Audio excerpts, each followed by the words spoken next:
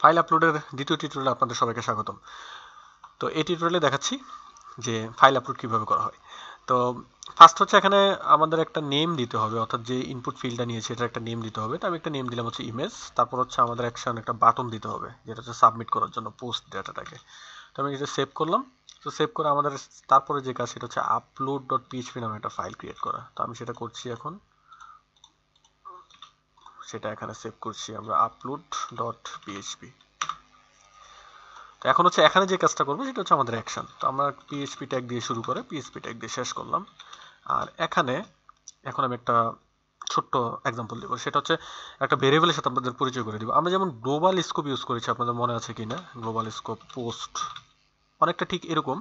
এখানেও একটা এসটিটিপি file post নামে একটা ভেরিয়েবল আগে ইউজ করা হতো, এটাকে সংক্ষেপে এখন ইউজ করা হয় শুধু ফাইল নামে, ফাইলস নামে। তো এই ভেরিয়েবলটার দিয়ে আপনি ইমেজের যে ইনফরমেশনগুলো যেমন নেম বা টেম্পোরারি নেম, টেম্পোরারি যে প্যাথ সেটা আপনি বের করতে পারবেন। যেমন ধরেন যে আমি ইমেজের নেমটা চাচ্ছি, তো আমি চাচ্ছি হচ্ছে ইমেজের নেমটা কি। তো আমরা এখানে দিচ্ছি $, আন্ডারস্কোর, তারপর হচ্ছে ভেরিয়েবলটা হচ্ছে লিখে এইভাবে FILES ফাইলস। এখানে এটা হচ্ছে একটা অ্যাসোসিয়েটিভ অ্যারে। তো এটার মধ্যে হচ্ছে আপনার দুটা অ্যারের ভ্যালু আমরা দিব। একটা হচ্ছে যে name of input field, input ফিল্ডের যে নেমটা অর্থাৎ ইমেজ। এভাবে আমরা পোস্ট মেথড দিয়ে, আপনার মনে আছে কিনা জানি না, যে আমরা নেম বা যে কোনো ইনফরমেশন নিতে পারতাম। তো আমি ফাইল ইমেজ দিচ্ছি, আর সেকেন্ড হচ্ছে যে ইনফরমেশনটা আমি চাচ্ছি, যেমন আমি ইমেজের নেমটা চাচ্ছি, সেই ইমেজের নেমটা দিলাম। এখন যদি আমরা এটা একো করি, নিচে এসে একো দিয়ে আমি দিচ্ছি হচ্ছে নেম। এখন আমি একটু আউটপুটটা দেখি যে আসলে কি হচ্ছে। আমি জাস্ট এটা রিলোড করে একটা ফাইল সিলেক্ট করছি ডিফল্ট ডট জেপিজি। হ্যাঁ, তারপর যখন সাবমিট করছি তাহলে আমাকে দেখাচ্ছে যে ডিফল্ট ডট জেপিজি। তার মানে হচ্ছে ফাইলের যে নেমটা আমি এখানে যেটা চেয়েছি সেটা আমি পেয়ে গেলাম। এখন দেখেন যে ট্যাম্প নেম, টি ট্যাম্পি ট্যাম্প নেম, ট্যাম্প নেম মানে টেম্পোরারি নেম। তো টেম্পোরারি নেমটা কি এটা বলার আগে আমি আগে ট্যাম্প নেমটা কীভাবে বের করে সেটাকে দেখিয়ে দিচ্ছি। তো এখানে আমরা ফার্স্টে হচ্ছে আমাদের ইনপুট ফিল্ডের নাম, সেটা হচ্ছে ইমেজ, যেটা ফিল্ডের নাম ছিল। আর এখানে হচ্ছে আমি চাচ্ছি হচ্ছে ট্যাম্প স্কোর নেম। এখন আমি যদি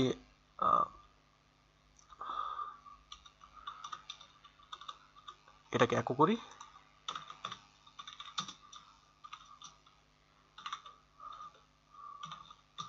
এখন যদি আমরা এখানে এসে পিছনে যে আরেকটা ফাইল নিচ্ছি ডিফল্ট নামে, সাবমিট করি, তাহলে দেখেন যে এখানে একটা ডিরেক্টরি দেখাচ্ছে cjamp temp। তার মানে হচ্ছে আমরা এটা পাবো কোথায়? htdocs jam, তারপর হচ্ছে temp। এটা এটা হচ্ছে আমাদের সেই টেম্পোরারি সার্ভারের যে টেম্পোরারি ডিরেক্টরি সেটা। তার মানে হচ্ছে ইমেজটা আমি যখন আপলোডে দিচ্ছি, আপলোডে ক্লিক করার সাথে সাথে অর্থাৎ সাবমিটে ক্লিক করার সাথে সাথে যে পিএসপি যে স্ক্রিপ্টটা চলছে, তখন ইমেজটা টেম্পোরারি সে এখানে রাখছে, এবং যখন স্ক্রিপ্টটা শেষ হয়ে যাচ্ছে সাথে সাথে সেটা ডিলিট হয়ে যাচ্ছে। আশা করি ব্যাপারটা বুঝতে পারছেন। এটা হচ্ছে সেই টেম্পোরারি ডিরেক্টরি যেখানে হচ্ছে আপনার ইমেজটা টেম্পোরারি থাকে, এবং স্ক্রিপ্টটা যখন শেষ হয় সাথে সাথে এটা ডিলিট হয়ে যায়। খুব ফাস্ট হয় বিষয়টা। তো টেম্পোরারি ফাইলটাকে আপনি আবার মুভ ফাইল নাম, যে আমাদের যে আরেকটা ফাংশন আছে যেটা হচ্ছে আপলোডেড মুভ ফাইল, সেটার মাধ্যমে আবার অন্য জায়গায় নিয়ে রাখতে পারবেন। কিন্তু আমি আপাতত এটা বোঝাচ্ছি যে টেম্পোরারি মানে জিনিসটা কি। আমরা যখন বলি যে temp name file image temp name বিষয়টা আসলে হচ্ছে এটা, এই টেম্পোরারিটা। এটা পিএইচপি আইএন এর মধ্যেও আপনারা যদি দেখেন সেখানেও আপনারা পাবেন যে দেওয়া আছে ডিরেক্টরিটা। তো এটা আপাতত দেখাচ্ছি না। তো ট্যাম্প নেম মানে হচ্ছে টেম্পোরারি নেম, বা সার্ভারে টেম্পোরারি যেখানে থাকে সেই ডিরেক্টরিটার নেম।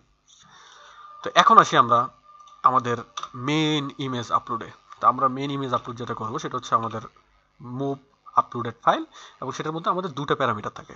ফার্স্ট হচ্ছে ফাইল নেম, আর সেকেন্ড হচ্ছে ডেস্টিনেশন। এখানে ফাইল নেম যেটা, সেটা আসলে এই ট্যাম্প নেম। আমরা জাস্ট এখানে রিপ্লেস করে দিই জিনিসটা, আর এটার আগে ভেরিয়েবল সাইন দিয়ে দিই, শেষ। তার মানে হচ্ছে আমাদের ফাইল নেম আমরা পেয়ে গেলাম এটা। আর সেকেন্ড যেটা সেটা হচ্ছে আমাদের ডেস্টিনেশন। ডেস্টিনেশন মানে হচ্ছে কোথায় যাবে ডিরেক্টরিটা। তো আমি এটাকে চেঞ্জ করে আমি এটাকে ডেস্টিনেশন নেমটা আমি এটাকে দিয়ে দিলাম। তো ডেস্টিনেশন তো এটা আসলে ইমেজের নেম। তো ইমেজের ঠিক নেমের আগে আমি জাস্ট একটা এখানে কনক্যাটেনেট দিয়ে আগে লিখছি হচ্ছে ইমেজেস স্ল্যাশ। এটা দিয়ে আমি বোঝাচ্ছি যে ইমেজেস নামে একটা ফোল্ডার, ওইটার মধ্যে এই নামে ইমেজটা সেভ হবে। অর্থাৎ ইমেজের যে নেমটা আছে এই নামে ইমেজেস নামে ফোল্ডারের মধ্যে ইমেজটা মানে মুভ হবে। এখানে মুভ আপলোড যে ফাইলটা আছে সেটা মুভ হয়ে এখানে যাবে। তো ইমেজেস নামে একটা ফোল্ডার আমাদের লাগবে, তো সেটা আমরা ক্রিয়েট করি। তো সেটা আমরা কোথায় ক্রিয়েট করব, সেটা হচ্ছে htdocs।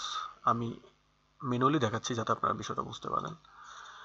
PHP tutorial image upload, এখানে এসে আমরা লিখছি হচ্ছে ইমেজেস।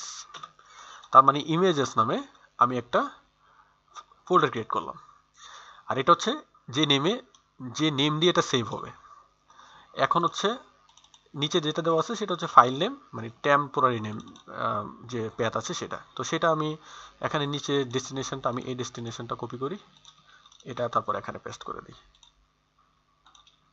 ওকে, সেভ। এখন দেখেন আমার এটা হচ্ছে ইমেজ ফোল্ডার, এটার মধ্যে এখন কিছু নাই। এখন আমরা এখানে আসি, ব্যাকে আসি, এটাকে আপলোড রিলোড করি, আমরা একটা ফাইল ক্রিয়েট করি। এখানে আমি একটা ফাইল সিলেক্ট করলাম, একটা ছবি, সাবমিট করি। এখানে কোনো মেসেজ দেখাচ্ছে না যেহেতু আমি কোনো মেসেজ দিই নাই, কিন্তু আমরা এখানে এসে দেখি আমার ইমেজটা আপলোড হয়ে গেল। তার মানে হচ্ছে এখন আপনি ইমেজ আপলোড করা শিখে গেলেন। আবার দেখি, আপনার একটা নতুন ফাইল সিলেক্ট করি, এটা করি, সাবমিট, এখানে আসি, দেখেন যে এই ইমেজটা আপলোড হয়ে গেল। তার মানে হচ্ছে ইমেজ আপলোড আসলে খুব একটা ইজি জিনিস। তো আমরা এই পর্বে দেখালাম যে কি করে ইমেজটা আসলে অনলি আপলোড করে। আমরা আস্তে আস্তে সামনে যেটা দেখবো সেটা হচ্ছে ইমেজের ভ্যালিডেশনের পরে আমরা দেখাবো যে সেটা ডেটাবেজে কীভাবে সেভ করেন। ডেটাবেজে সেভটা আসলে কিছুই না, এখানে জাস্ট আপনি একটা ইনসার্ট কোয়েরি চালিয়ে জাস্ট আপনি হচ্ছে নেমটা পাঠাবেন, তাই না? অথবা আপনি পুরো জিনিস ডেস্টিনেশনটা পাঠিয়ে দিতে পারেন, তাহলে এই নামে এটা সেভ হয়ে যাবে ডেটাবেজে। তখন ডেটাবেজে ওটা একো করে দিলে আসলে ইমেজটা দেখাবে। তো যাই হোক, এটা আমি তারপরে দেখাবো সামনে। তো সামনে ভ্যালিডেশন এবং ইমেজের অন্য যে ভ্যালিডেশনগুলো আছে সেগুলো প্লাস হচ্ছে আরও যতটুকু রোবাস্ট করা যায়, আরও পূর্ণাঙ্গ একটা বর্ণনা দিয়ে আমরা আস্তে আস্তে জিনিসগুলো দেখাবো। সামনে আমরা ভিডিও আপলোডও দেখাবো। তো পরবর্তী টিউটোরিয়াল দেখা আমাদের জানাচ্ছি। আজকে এতটুকুই, আল্লাহ হাফেজ।